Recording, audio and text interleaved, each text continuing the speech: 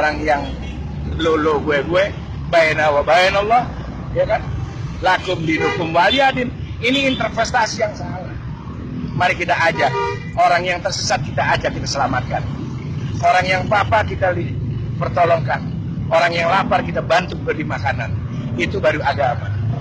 Karena ternyata agama lebih banyak di kalangan perutnya orang yang lapar, orang-orang yang miskin, orang yang di sana ternyata ada agama, ada air mata, ada tangisan, bukan di orang-orang kaya ini. Kalau orang kaya sudah bermain dalam ruang logika. Zakat 2,5%, ya kan? Kalau kekayaanku 10 miliar berarti zakatku 250 juta. Tapi mana perwujudan? Ada orang yang zakat 250 juta? Ada? Nggak ada. Yang ada cuma nasi sebungkus sama ayam sama sambal, berharap dapat surga dari Allah dengan bahasa pahala. Kita lihat bagaimana Islam mau maju berkembang tatkala kita intoleran. Bukan intoleran dengan orang yang di luar sana, tapi intoleran dengan famili kita sendiri. Ikhwanul fiddin. Dia sama-sama bersahadat, sama-sama mengimami Al-Quran, sama-sama meyakini malaikatnya, ya kan? Tapi perilaku kita tidak pernah menyadari bahwa ada orang yang kita bantu sekitar kita. Dia ditanya, antum siapa? Ana muslim. Tapi mana? Coba kalau Anda pakai teori saya. Anda punya kekayaan 10 miliar, dizakatkan 250 juta. Ya kan? 250 juta jangan dibeli nasi. Kita tanya, ada jiron kita ini orang kerjanya cuma bolak-balik. Tanya, Kif, antum apa kerja? Saya nganggur. Terus saya mau dagang. Kenapa enggak dagang? Enggak punya modal. Oke. Ini ada uang. Berapa modalnya? Ya kurang lebih 20 juta. Nih pegang 20 juta. Anak pengen lihat inti dagang yang benar 20 juta. Tahun depan inti bayar zakat. Baru itu namanya rahmatan lil alamin. Kif, rahmatan lil alamin itu apa? Dari gelap menuju terang. Orang yang nganggur jadi bekerja, orang yang lapar bisa makan, itu menjadi rahmat. Kalau cuman antum bagi-bagi nasi sebungkus, pahala surga, lakra'ah ini hari, zaman udah now, orang sudah individualis, lebih percaya Google daripada percaya orang-orang bicara kebaikan. Lihat anak-anak bangsa kita itu, ya kan, mereka hidup ketersesat dalam pikiran, ya, mobil-mobil diisi pengamen. Ada kesadaran kita untuk membantu mereka, menyelamatkan mereka.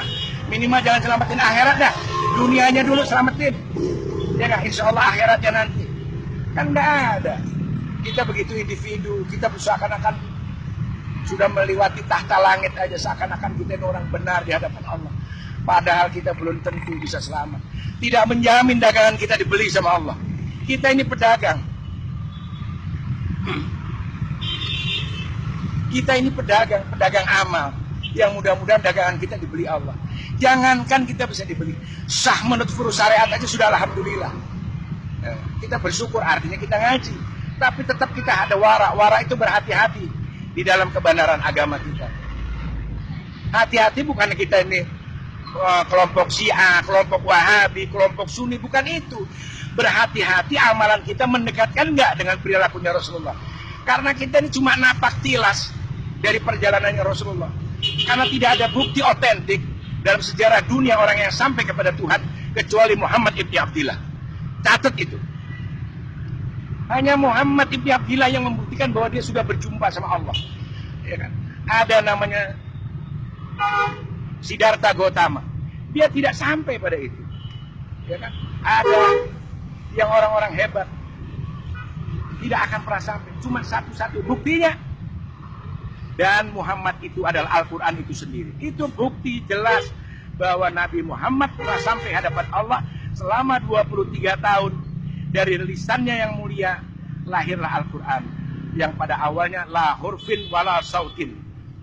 Itu Al-Quran. Dari lisan yang mulia, dari hatinya yang jernih. Kenapa? 23 tahun itu bukan waktu yang sedikit.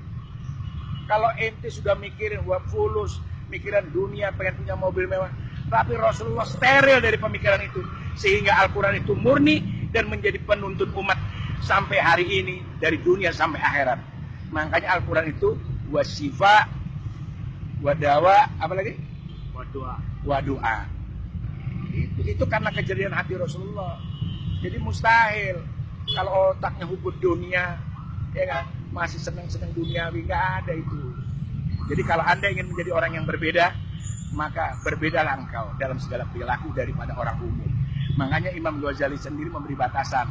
Ada kelasnya awam, ada kelasnya khas, ada khas bil khas. Ternyata khas bil khas itu awam itu adalah pola pikir, mindset cara berpikir kita. Maka di dalam ajaran agama lain juga ada. Namanya kasta, ada Brahma, ada Sudra, ada Waisya. Ternyata itu cara berpikir. Seorang Brahmana tidak mungkin berpikir cara Sudra. Orang yang khas tidak akan berpikir cara orang awam. Jadi cara berpikir bukan status sosial. Nah, boleh jadi ente jadi orang tajir, dunia di tangan ente. Tapi kelas ente tetap orang awam. Makanya jangan heran banyak orang bahlul yang nggak pantas tajir dia tajir. Nah, itu kelas. Jadi ingat bahwa khas adalah cara berpikir. Jadi orang yang cara berpikirnya intelektual, berbudaya, berkultur, bermartabat, dia akan menempatkan segala sesuatunya pada nilai-nilai terhormat. Tapi kalau antum memang orang rendahan, walaupun anda di pinggir jalan, ditaruh di istana sekalipun tetap anda rendah dalam berbudaya dan berkultur. Tapi kalau anda memang orang yang punya kelas, walaupun anda di pinggir jalan, tetap anda seperti mutiara di dalam lumpur, indah adanya. Assalamualaikum.